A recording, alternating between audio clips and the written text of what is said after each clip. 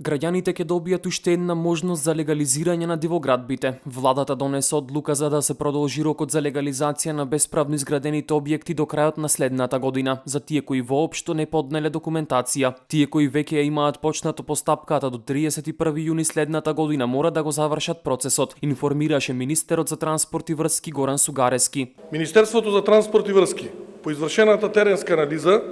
и непосреден контакт со засегнатите странки утврди дека во Република Македонија досега процентот на легализирани дивоградби е на ниво околу 40% или околу 186.000 објекти кои што се легализирани или запишани во катастар. Од податоците со кои што располага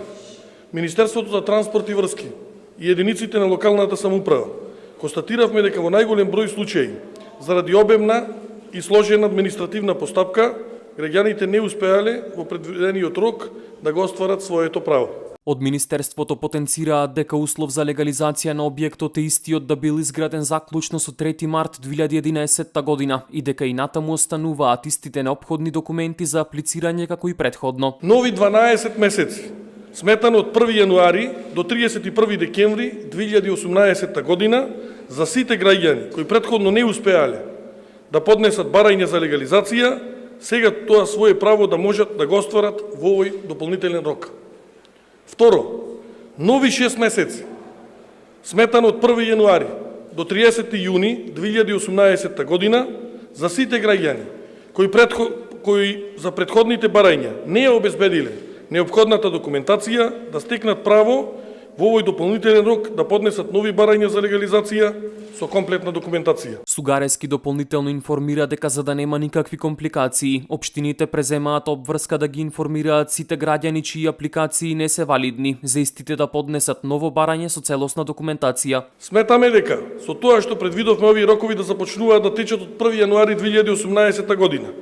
оставаме доволно време на сите општини во Република Македонија, како и ние во Министерството за транспорт и врски, заедно да ги извршиме сите неопходни подготовки, за да ги ставиме во функција сите расположливи капацитети, за да можеме сите нови барања за легализација на дивоградбите да ги завршиме во